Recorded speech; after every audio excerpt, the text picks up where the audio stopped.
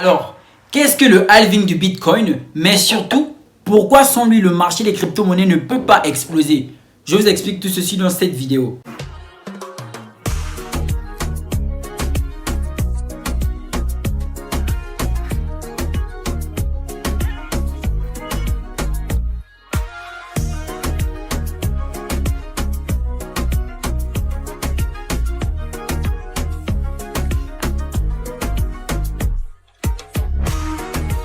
Bonjour à toutes et à tous, j'espère que vous allez bien. Alors avant de commencer, je tiens sincèrement à remercier toutes les personnes qui se sont abonnées, qui ont liké, qui ont commenté et qui ont partagé les vidéos précédentes. Ceci a pu se faire ressentir car la communauté grandit. Je vous exhorte à continuer dans cette lancée pour que bon nombre de personnes soient impactées par la crypto-monnaie car ceci est l'objectif de cette page. Bienvenue à toi si tu tombes pour la première fois sur cette chaîne. Sache qu'ici on parle de crypto-monnaie, de révolution qu'apporte la blockchain dans le domaine de l'économie, mais aussi de comment gagner de l'argent avec les crypto-monnaies.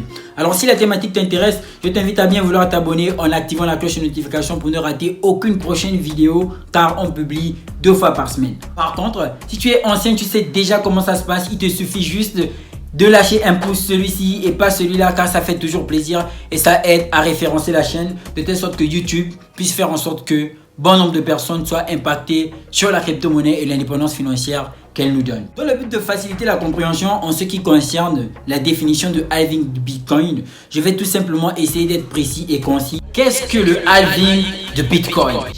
Il faut savoir que le halving renvoie à la période pendant laquelle le nombre de pièces d'une crypto-monnaie qui est sur le Proof of Work est réduit. Qu'est-ce que ça signifie? Ça signifie que le halving day n'est pas seulement réservé au Bitcoin. C'est réservé à toutes les crypto-monnaies qui sont sur le Proof of Work. Le Proof of Work, c'est la preuve du travail. Et cette preuve du travail est justement référencée par le fait que la crypto-monnaie ou encore le système de cette crypto-monnaie fonctionne par chaîne de minage. Autrement dit, fonctionne grâce aux mineurs.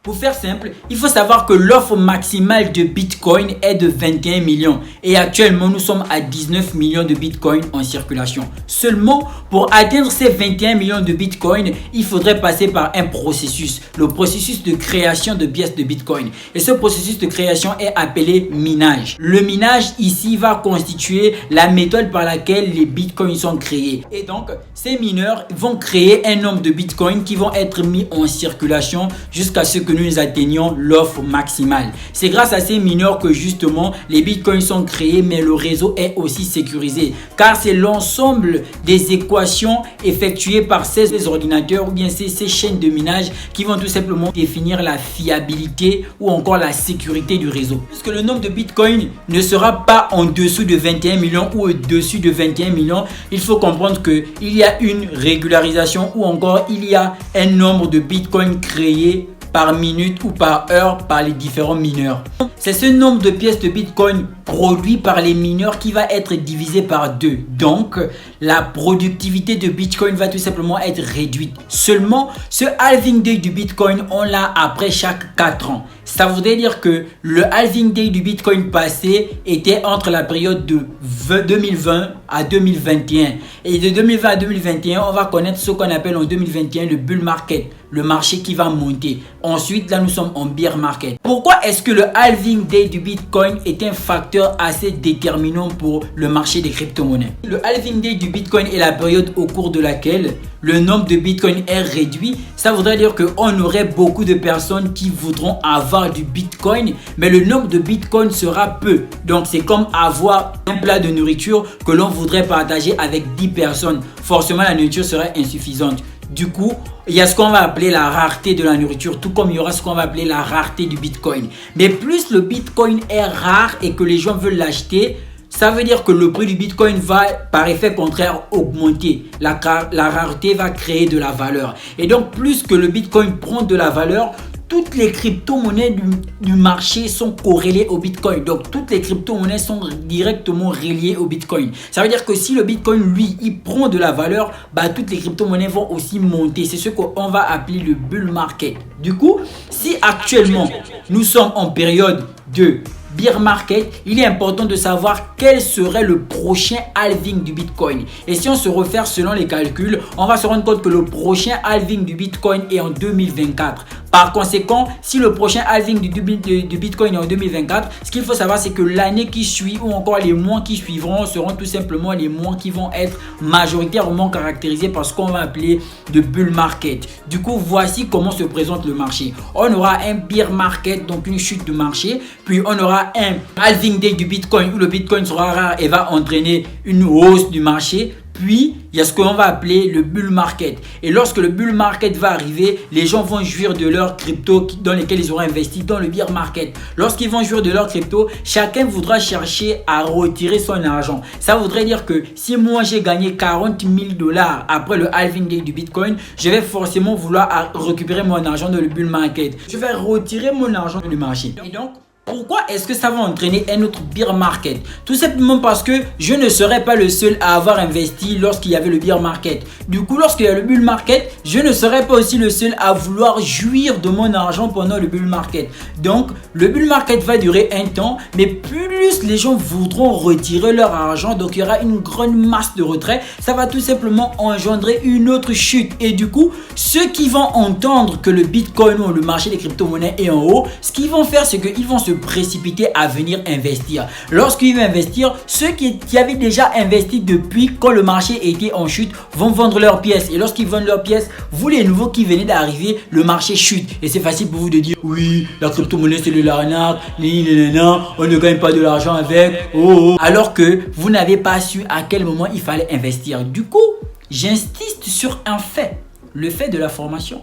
L'on vous dit acheter des pièces, l'on vous dit les crypto-monnaies vont exploser, etc., etc.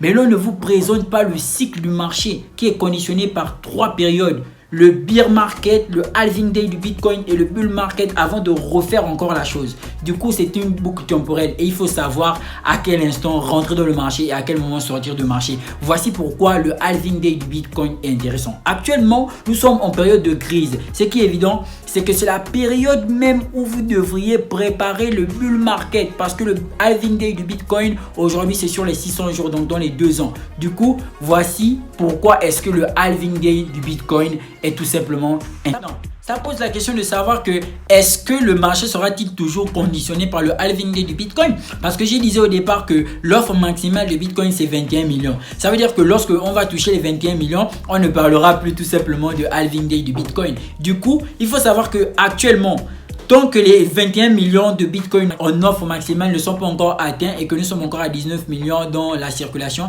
il faut savoir que le marché sera toujours conditionné par le halving day du Bitcoin. Seulement, lorsque les 21 millions seront déjà touchés et qu'il n'y aura plus de Bitcoin à créer, ce qui va se passer, c'est que on va certainement changer les cycles de marché. Le marché sera peut-être ou encore conditionné par le Bitcoin, nous ne savons pas. Ce qui est sûr, c'est que les choses vont changer parce que justement, le concept vient de changer. Le concept de halving vient de changer. Du coup, le marché va prendre une autre tournure. Et voici pourquoi je dis que la crypto-monnaie, c'est l'avenir, mais on ne connaît pas les différentes règles ou bien les différentes principes ou bien les différentes lois qui vont être votées vis-à-vis de la crypto-monnaie. Pour vous qui avez la capacité d'entendre parler de la crypto-monnaie, c'est important pour vous que vous puissiez vous positionner de telle sorte que même si en 2025 il y a des réformes, en 2026 il y a des réformes, vous ayez déjà joui de la crypto-monnaie et vous pourrez même par effet contraire investir cet argent dans des business ou encore dans des projets physiques dans la vie réelle de tous les jours. Vous pouvez tout simplement aujourd'hui encore utiliser la crypto-monnaie comme un levier. Seulement, n'oubliez pas que le base de la crypto-monnaie n'est pas seulement pour s'enrichir, mais pour faciliter les transactions pour que les gens puissent être maîtres de leur argent. J'espère que la vidéo sur le halving day du Bitcoin a été très intéressante et que les gens ne vont plus se presser d'aller investir dans le désordre. Et je le redirai toujours,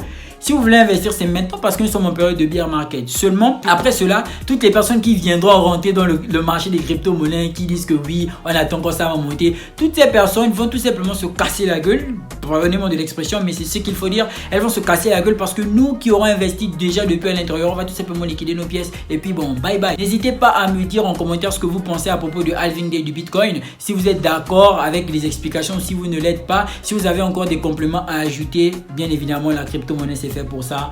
on est toujours là pour apprendre. Chaque jour, on apprend. La crypto-monnaie n'est pas une matière comme les maths, c'est pas une matière comme le français. La crypto-monnaie n'est pas une matière déjà terminée, c'est une matière qui est en constante évolution. Nul ne peut prétendre avoir le savoir infini sur la crypto-monnaie car oui, chaque jour, les choses changent et les choses évoluent. Il est important de rester humble, il est important de faire des recherches, il est important de toujours se documenter, de toujours comprendre tout sur les informations. Du coup, je compte sur vous pour le partage de vidéos, je compte sur vous pour les commentaires, je compte sur vous pour faire en sorte que YouTube référence la chaîne et que beaucoup de personnes qui ne savaient pas comment est-ce que le marché fonctionnait conformément à la tendance du Bitcoin par son halving puissent désormais être en informés. Du coup, on se retrouve dans une autre prochaine vidéo. Bienvenue sur Biz Crypto. Peace out.